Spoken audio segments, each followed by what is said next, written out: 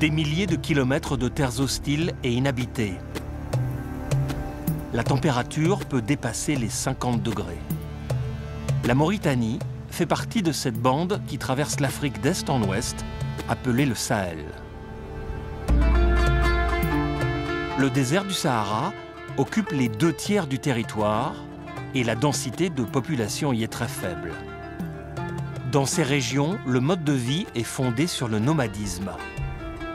Le dromadaire est le moyen inégalé en milieu aride pour le transport d'hommes et de marchandises. Mais il est également utilisé par les forces armées dans la lutte contre le terrorisme. Des gardes nomades parcourent le désert avec pour mission de surveiller les frontières et de délivrer de l'aide humanitaire. Nous sommes à Hachémine, petit village au cœur du désert, à seulement 60 km de la frontière avec le Mali. La région est classée zone rouge, formellement déconseillée aux étrangers. Cependant, grâce aux patrouilles méharistes, la situation actuelle dans la région est stable. Une esplanade de sable au milieu de quelques dunes, c'est là que nous rejoignons le groupement nomade. Encore rudimentaire, ce camp accueillera bientôt la future école de formation des méharistes. Pour cela, 300 dromadaires ont été achetés dans la région. L'Union européenne finance ce vaste programme de sécurité et de développement. L'adjudant-chef Sidi Lebsar, membre du groupement nomade depuis 26 ans, passe les troupes en revue. Préparez vos montures, préparez vos selles et votre matériel. Attachez-moi bien tout ça. Avec une seule bosse, ce sont bien des dromadaires, mais les Mauritaniens les appellent des chameaux, chmel en arabe. Une erreur héritée des premiers colons français qui ne distinguaient pas les deux espèces. À qui il est ce chameau?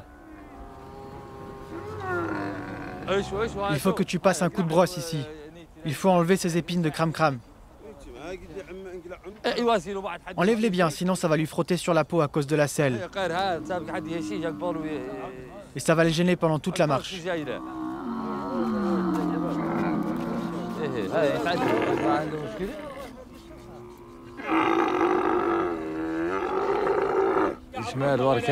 Les chameaux font ces cris parce que c'est le premier jour de la méharée. Ils appréhendent la mission, ils savent qu'on va les charger et qu'on va partir. Ils savent qu'ils vont devoir porter les équipements et les cordes qui les tiennent vont les gêner. Mais après quelques kilomètres de marche, les selles et les harnachements vont se détendre. Les chameaux seront plus à l'aise. Les hommes sont à l'écoute, respectueux de l'autorité. Quasiment tous sont originaires de cette région, à la frontière du Mali. Leur moyenne d'âge est relativement élevée, entre 40 et 50 ans. Il faut une certaine expérience pour affronter le désert pendant des mois. Le chameau, c'est notre moyen de transport. Nous transportons notre nourriture, notre eau, nos armes, pour nous déplacer dans le désert et dans les zones les plus difficiles d'accès. Le chameau supporte très bien la chaleur, la fatigue, le soleil. Mais il faut bien le maîtriser. Les méharistes connaissent bien leur chameau. S'il est bien traité, il sera endurant. Il vous emmènera dans les endroits les plus difficiles d'accès. Non, non, ça tu mets pas comme ça. Tu dois la mettre comme ça.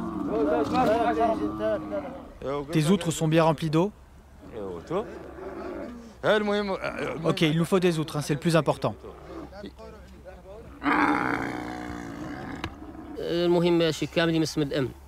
Notre mission, c'est la sécurité dans les zones dangereuses.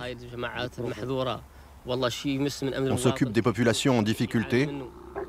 On regarde s'il y a des malades, des problèmes d'eau et de nourriture.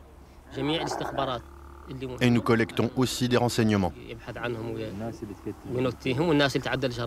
On peut interpeller les gens qui commettent des crimes, tout ce qui est illégal. Nous intervenons aussi contre les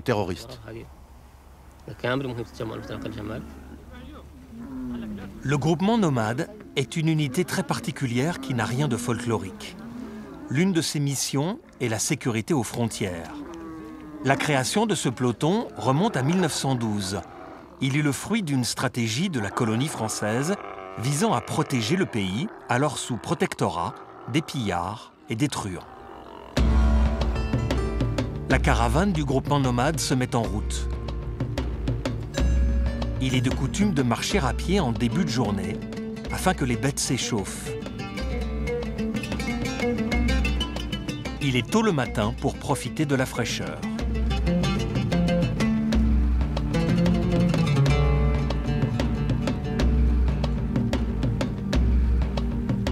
Cette région désertique qu'ils vont traverser longe le Dahar, ce grand plateau et ses falaises qui font face aux frontières.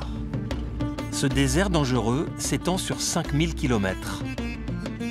Certaines zones sont contrôlées par des bandes armées ou par des groupes islamistes qui se jouent des frontières. Les rebelles islamistes sont implantés dans le désert et mènent régulièrement des actions de guérilla et de terrorisme au Mali et au Niger. La frontière avec le Mali est une frontière vaste de plus de 2400 km. Donc c'est un territoire presque incontrôlable, franchissable par tous ces points.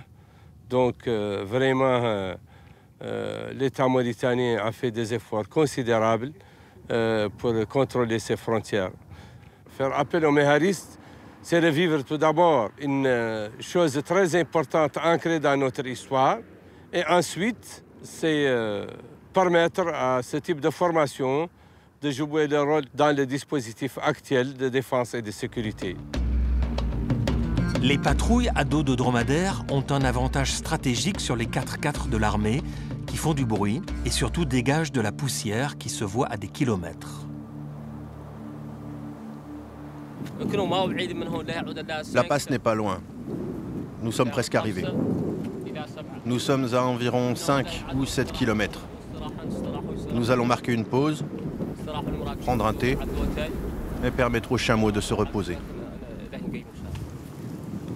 On se repose, on prend le thé, on reste un peu et on part vers Walata.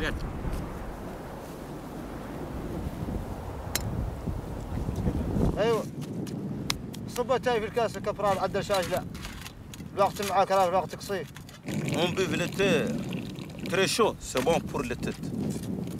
C'est bon pour les têtes. Le brigadier Mbérik Massoud est méhariste depuis 32 ans. Notre voiture, c'est les chameaux. Moi, j'aime les chameaux. Moi, j'aime les chameaux. Je l'ai choisi parce que je l'aime. Je l'aime trop. Il y a des zones, la voiture ne peut pas déplacer là-bas. Beaucoup de sable. C'est les chameaux qui peuvent passer chez les zones que les voitures ne peuvent pas déplacer là-bas.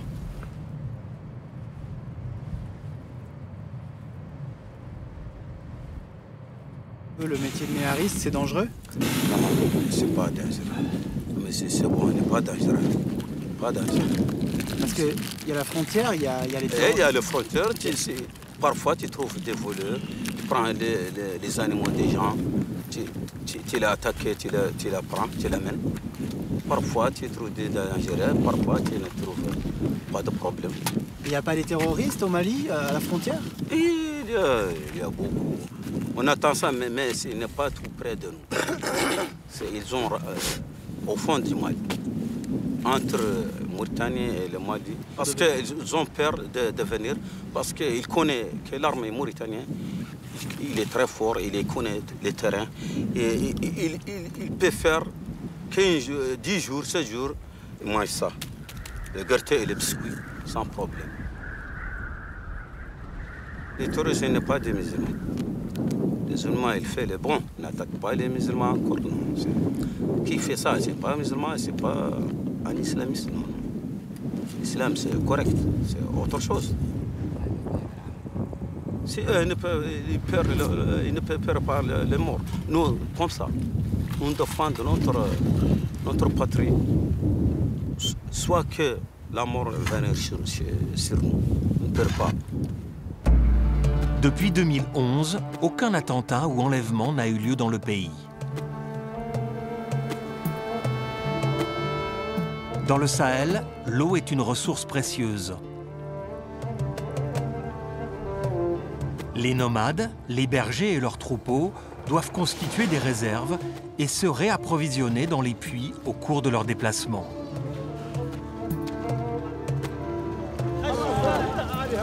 Mais ces points d'eau sont disséminés dans le désert et s'assèchent souvent en période estivale.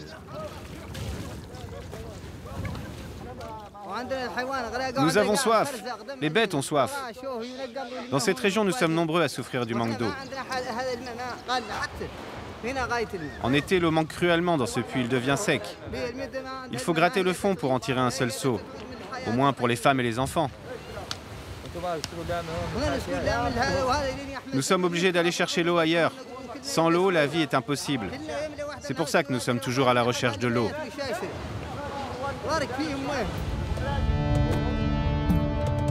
Pour aider les populations, l'Union européenne a entrepris la construction de puits à énergie solaire.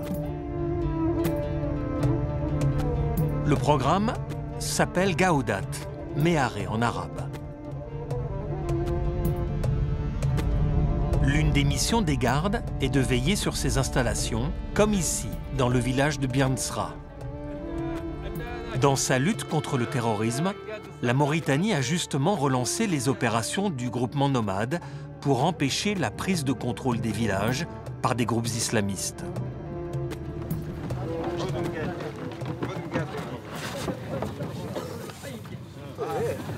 La garde nationale, dans le cadre de la Méharé, a toujours le souci de veiller sur l'entretien de ces points d'eau. Parce que quand il y a des nomades qui viennent puiser de l'eau, à force de puiser de l'eau, il y a beaucoup d'eau qui coule par terre. Et ça pourrait porter préjudice à ces forages et aux puits.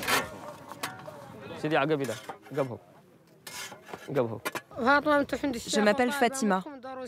Je parle au nom des femmes de ce village. Nous sommes en manque d'eau en été.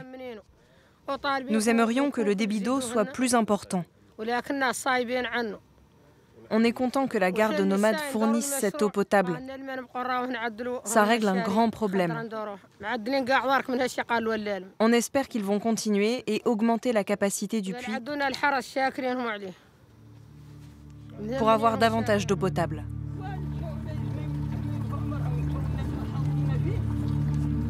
Nous sommes déjà en plein après-midi et pour les villageois comme pour les méharistes, c'est l'heure d'arrêter toute activité pour se protéger à l'ombre. Le groupe va s'installer sous ces épineux dont se nourrissent les dromadaires.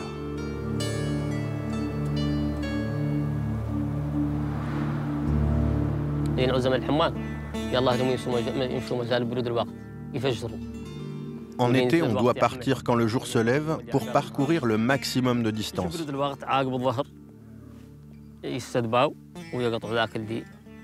Ensuite, on passe le milieu de la journée au repos, sans bouger, pendant les fortes chaleurs, en attendant de pouvoir repartir.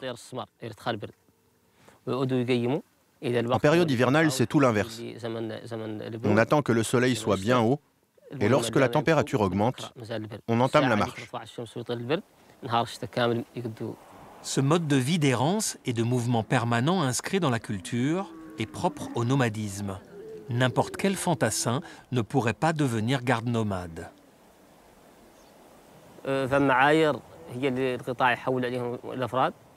Nous appartenons au corps de la garde nationale.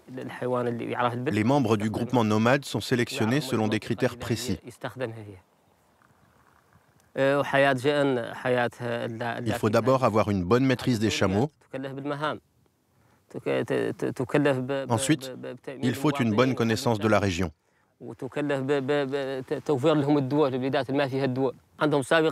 Parmi les critères de sélection, les hommes doivent avoir une expérience de nomade.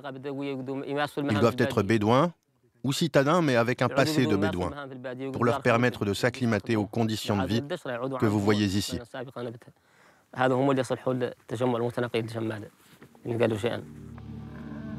Le groupement nomade opère de très longues missions qui peuvent durer plusieurs semaines, voire plusieurs mois, pendant lesquelles les hommes traversent le désert en emportant avec eux le strict minimum.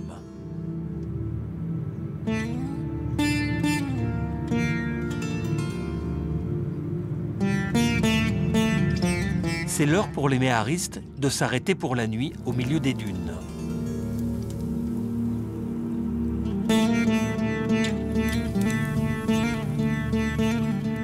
Le garde El Mouvra des Balins est aussi le vétérinaire de la méharée.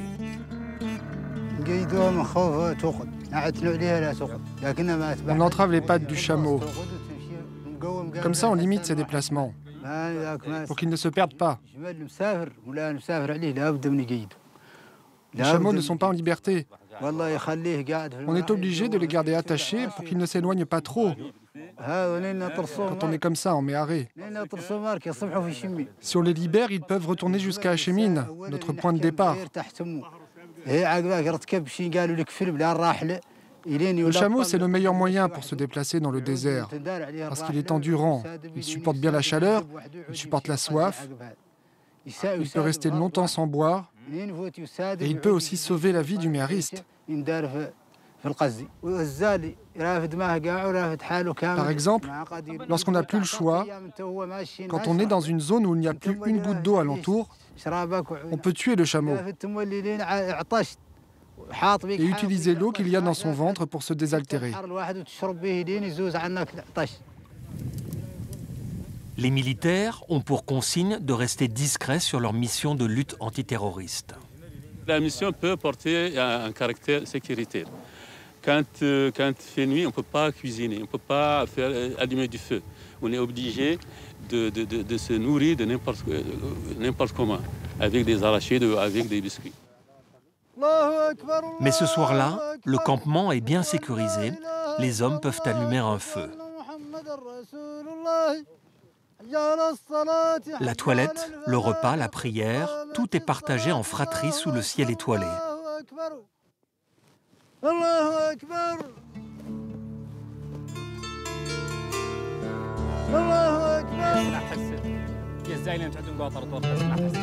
Les gradés postent des hommes armés autour du camp pour assurer la sécurité pendant la nuit.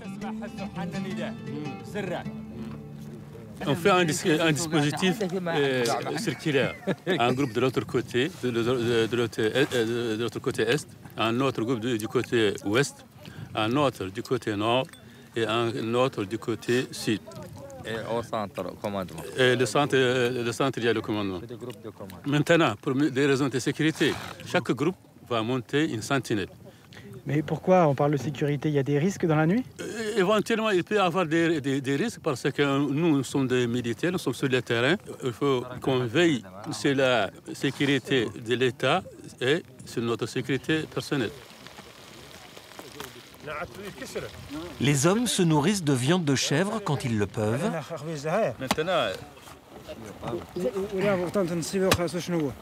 Ils peuvent aussi cuire du pain en plein désert.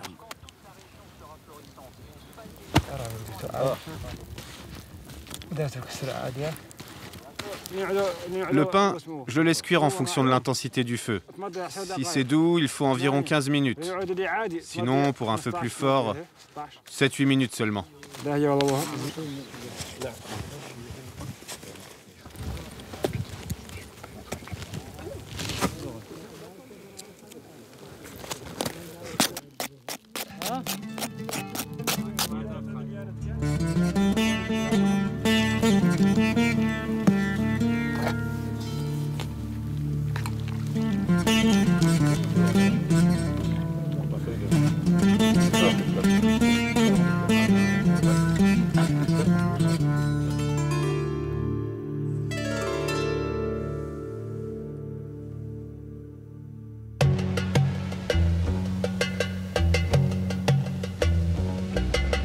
Au petit matin, dans le village de Niayé, l'infirmier des méharistes installe un cabinet de campagne.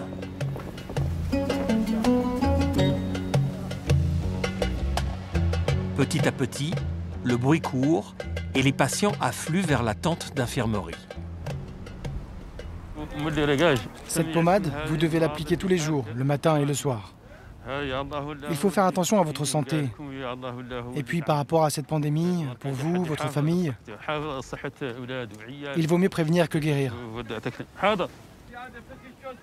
Le Covid, on ne sait pas, parce que nous, on est en mission, on ne sait pas sur le terrain s'il y a le Covid. Et néanmoins, on est obligé de prendre des précautions, raison pour laquelle on a amené des masques à distribuer. En période d'hivernage, il y a le paludisme. Et en période de froid, il y a des maladies bronchopulmonaires.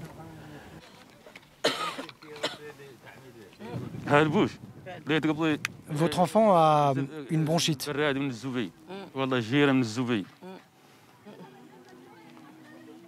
Ce médicament contient un antibiotique. Vous devez lui donner 3 cuillerées, matin, midi et soir. Les femmes autour de moi peuvent en témoigner. Je ne suis pas la seule à le dire. Depuis qu'on est là, c'est la première fois qu'on vient nous voir. C'est la première fois qu'on nous considère, qu'on vient voir si tout va bien, qu'on vient s'occuper de nous, voir s'il nous manque quelque chose, si on est malade, si on a de l'eau. Le plus souvent, ce sont les méharistes qui à travers ces méharistes, ces missions, distribuent des médicaments, produisent des conseils aux populations. Les gardes ont pour mission de regagner la confiance des populations. Dans les pays voisins, des groupes islamistes ont profité de l'absence de l'État pour infiltrer des villages, en finançant des écoles, des dispensaires. Les gardes recueillent ainsi les renseignements nécessaires à la surveillance de la frontière. Ils contrôlent l'identité des nomades et des caravanes qui transhument depuis le Mali. Des groupes radicaux pourraient se sédentariser près des puits et des villages et tisser peu à peu des liens avec les populations locales.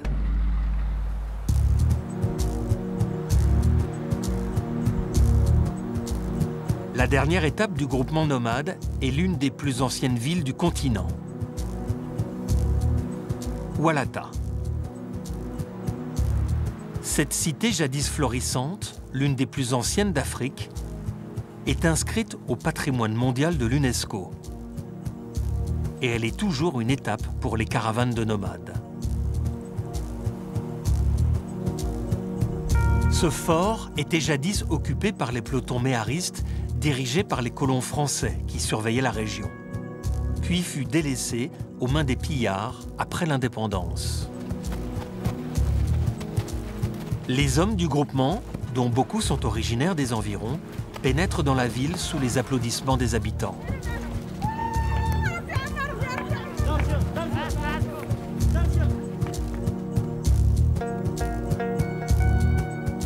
Ils se lancent à l'assaut de la colline du fort, qui sera bientôt rénovée.